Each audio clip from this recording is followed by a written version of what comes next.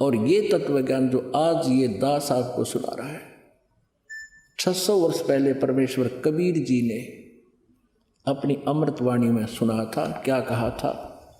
धर्मदास ये जग बोरा न, कोई न जाने पद निर्वाण।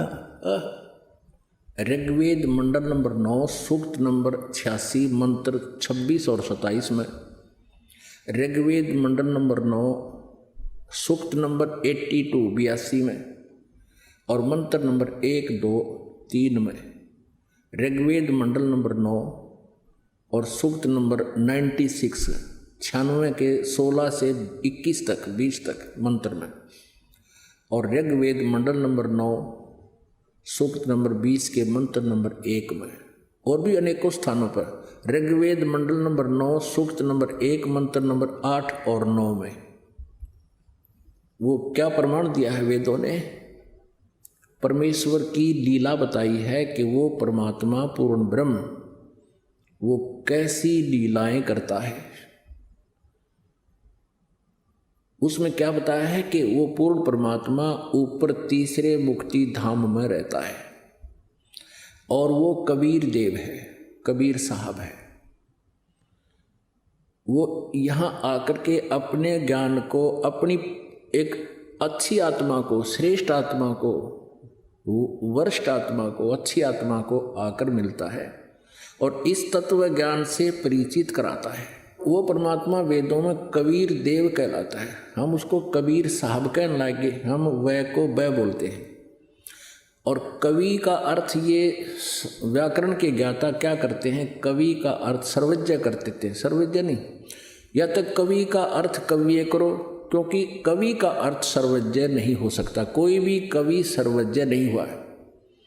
अब कवि क्यों कहते हैं? उस परमात्मा का नाम कवि क्यों है? क्योंकि वो अपनी महिमा का ज्ञान लोकोक्तियों के माध्यम से, कविताओं के माध्यम से, काव्यन्या, ऋग्वेद मंडल नंबर 9 सूक्त नंबर 96 के मंत्र नंबर 16, 17, 18, 19, 20 में स्पष्ट किया है।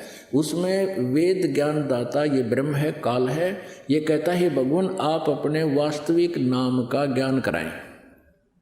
16वें मंत्र में, मंडल नंबर 9 सूक्त 96 के मंत्र 16 में। फिर 17वें में ये स्पष्ट कराया 17, 18, 19, 20 में कि वो कबीर देव है और वो अपने महिमा का ज्ञान, अपनी जानकारी स्वयं ही प्रदान करने आता है। गीता जी अध्याय नंबर 4 के श्लोक नंबर 32 में उसी के बारे में कहा कि ब्रह्मणे मुखे, उस सच्चिदानंद घन ब्रह्म के द्वारा अपने मुख से उच्चारित उस अमृतवाणी में, तत्व ज्ञान में, वो ज्ञान आध्यात्मिक यज्ञों की जानकारी, ज्ञान की जानकारी विस्तार से कही गई है। और उसको तत्वदर्शी संत से सुनने के लिए कहा है 4 अध्याय के 34वें श्लोक में, गीता ज्ञानदाता कहता है।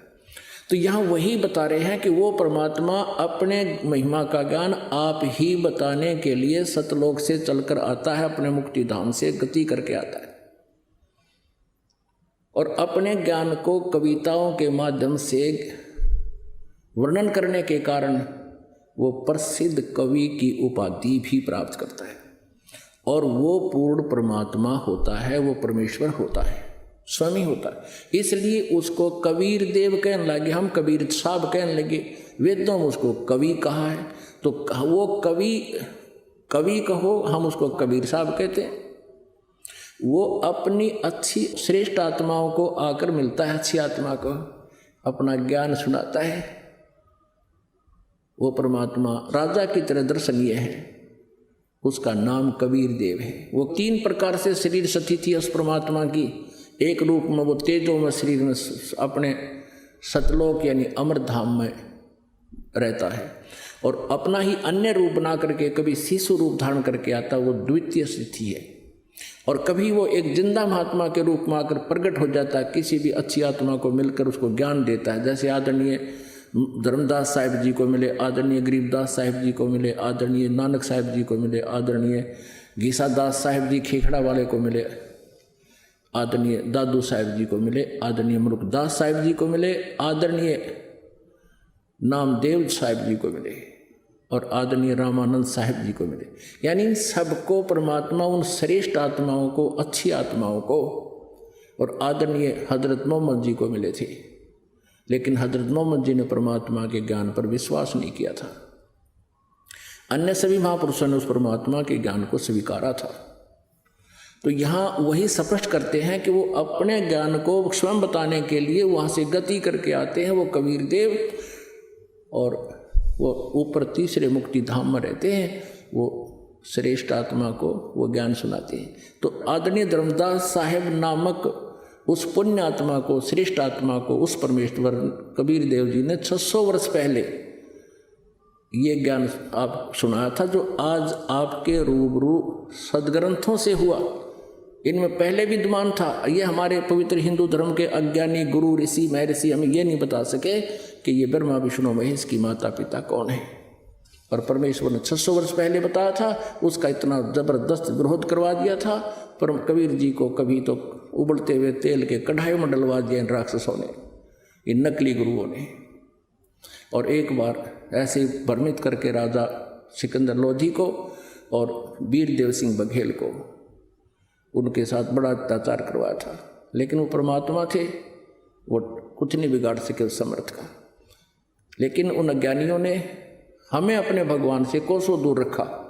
अब उसी परमेश्वर ने कृपा बख्शिश दास के ऊपर ये बुद्धि दी, और आप जी तक यह खजाना अब पहुँचाया जा रहा है। अब क्या कहा था परमात्मा ने, धर्मदास ये जग बोराना, कोई न जाने पद निर्वाणा। कोई भी मोक्ष मार्ग से परिचित नहीं है, न ब्रह्मा जी, न विष्णु जी, न शिव जी, और न दुर्गा जी, और न ये ब्रह्म। वो परमात्मा स्वयं ही आकर ज्ञान देता